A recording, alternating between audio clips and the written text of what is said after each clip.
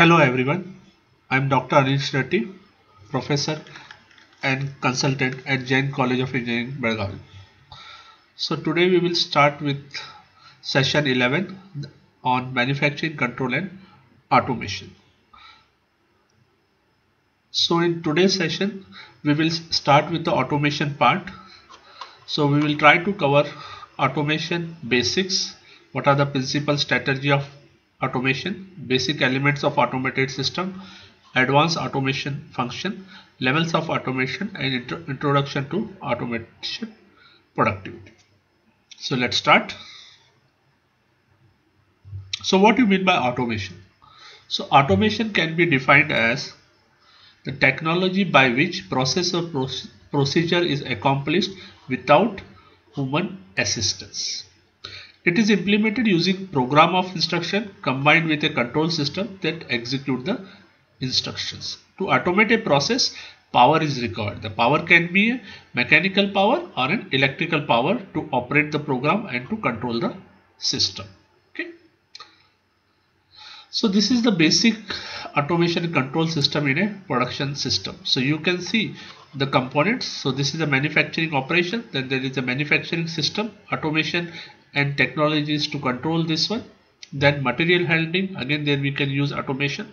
Then there is a quality control and manufacturing support system. So all this manufacturing system, it will be at enterprise level, or I can say very high level jobs, and this one is at factory level. Okay, so automation can be of two types. So you can see at factory level, for example, I can have automation in complete material handling. I can have automation, loading, unloading during manufacturing time. I can have automation. I can have automation in quality control. Then what about entrepreneurship automation? So this automation can be, for example, a person gets the order, immediately it should get processed at enterprise level and sent for the factory for the production. And the time it is about to get over, it should send a signal to the enterprise level to pick up and deliver to the customer. Okay. So there are three basic elements of automated system. One is the power, second is the program of instruction, and third is the control system. Okay. So what is the power? An automated system is used to operate some processes, and power is required to drive this process as well as control. The principal source of power is automated is electricity. Many times we are using also mechanical powers. Okay. So power for the process, for example, okay. So I have different processes. For casting, the power is thermal. We have to melt the metal and pour into a molding. Electrical discharge machining, it will work. The main source of power is electricity. Forging, we need huge amount of hammer, so there is a mechanical power. Heat treatment, we need the thermal power. Injection, both thermal, it should be heated and mechanically pressed through the respective die. So thermal and mechanical. For laser cutting, light and thermal mechanical. Sheet or punching, it is mechanical. For welding, it is a thermal, and in some cases we are using thermal plus mechanical power. Okay. So what about power for automation? Above and beyond the basic power requirement for manufacturing operation, and additional power is required for automation. The additional power is used for control unit. We need the power. We need the power to actuate the control signals. We also need the power for data acquisition system and information processing system. Now there are parameters for advanced automation functions. So first is safety monitoring. Why we need the safety? To protect human workers in the vicinity of the system, to protect the equipment comprising the system. So that's why we need the safety monitoring system. The safety monitoring system is programmed to respond to unsafe condition in some appropriate way. Possible response to various hazards includes one or following: completely stopping the automated system, sounding an alarm, reducing the operating speed of the process, taking corrective actions to recover from the safety violation. For example, sound an alarm. For example, we can say, okay, whenever the part is over, it can send a signal or send an alarm, or okay, when electricity is going, there may be alarm. Okay, or if you are coming in a vicinity of the system, it can stop by automated system by giving the signal and other things. Okay. Next is the maintenance and repair diagnosis. So maintenance and repair diagnosis refers to the capability of an automated system to assist in identifying the source of potential or actual malfunctioning and failure of the system. There are three modes typically used for maintenance and repair diagnosis, that is status monitoring, failure diagnosis, and recommendation of repairing procedure. Okay, so first is you have to monitor the system so that you can come to know where the failure is there. Once you get the failure, you have to diagnose it and suggest the procedure to repair it. So status monitoring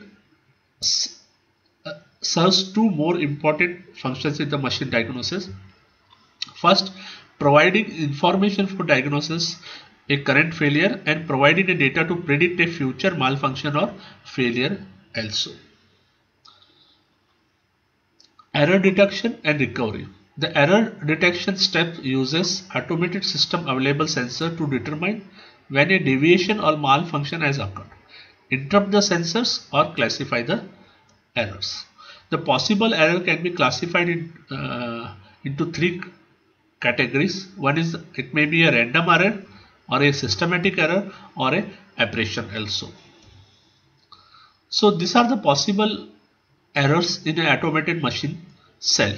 For example, in machine and process, the possible error may be a loss of power, power overload. Okay, so maybe you are giving a more depth of cut, thermal deflections, cutting temperature is too high because you may not be using any coolant or anything. Okay, for cutting tool, tool breakage, tool wear, vibration, tool not present, wrong tool, that may be the possible. Work holding fixtures, there may be a possible error, so the parts are not fixed, clamps are not actuated, so then you will get an error signal. Or part deflection during the machining, you will get a error signal, chip causing the location of the problem. Part storage unit category, work parts are not present, wrong work parts, oversized parts. Suppose a robot is keeping anything on a shelf and the weight of the part it is lifting, it is more, that type errors. Loading and unloading issues with the robot also. Now error recovery is concerned with applying the necessary correction action to overcome the errors and bring the system back to normal. So that is the main objective. The problem of designing an error recovery system focus on diversifying appropriate strategies and procedure that will either correct or compensate for the errors that can occur in the process. Generally, a specific recovery strategy or procedure must be designed for each different errors. There are different strategies can be classified as make an adjustment at the end of the current working cycle, or make an adjustment during the current, or stop the process to invoke corrective action, and stop the process and call for help. Second, error recovery in automated machine cell, possible corrective action that might be taken in response to error detected during the operation. So this is just an example given. Okay, suppose for example we have got an error saying the part dropped by robot during the pickup. So reach for the another part, that may be the solution. Start working work part is oversized. Adjust a part program to take a preliminary machining pass across the working surface. Cutting temperature is too high, reduce the cutting speed. Cutting tool failed, replace the cutting tool with another sharp tool. No more parts in the storage unit, call the operator to resupply the starting work parts. So these are the different errors detected and possible corrective action to recover the process. Now the next level is level of automation. So you can see there are 5 levels of automation. First is the device level, which is related to sensor, actuator and other hardwares. Machine level, which is related to individual machine. Cell or system level, where group of machines are there. Plant level, that is the production system, and the enterprise level, that is the corporate level. At the device level, this is the lowest level in the automation hierarchy. It includes actuators, sensors and other hardware components that comprises the machine level. The devices are combined into individual control loops for the machine. For example, feedback control loop of one axis of CNC machine or one joint of a industrial robot. Second is the machine level. Hardware at the device level is assembled into an individual machine. Example includes CNC machine tool, similar production equipment, industrial robot, power conveyor, automated guideways, all comes under the machine level. Control functions at this level include performing the sequence of steps in the program of instruction in the corrective order and make sure that each step is properly executed. For example, if I give a CNC program and fed to the CNC turning machine, it should do the complete process. So then I can achieve this machine level automation. Next is the cell level. So this type of manufacturing a cell which operates under the instruction from the plant level. A manufacturing cell or a system is a group of machines or workstation connected and supported by a material handling system, computer and other equipment appropriate for manufacturing process. Production lines are included in this level. Function includes parts, dispatching, machine loading, coordination, machining, material handling, etc. So I can say at cell level, this may be a production line of a complete car. So once the car and one part of the car starts for manufacturing, let's say we are taking chassis first, then we are adding engine, then adding the other body, then adding all electrical. So that will come at different station, will be at different machine level, form at different levels, and then they totally form a complete cell.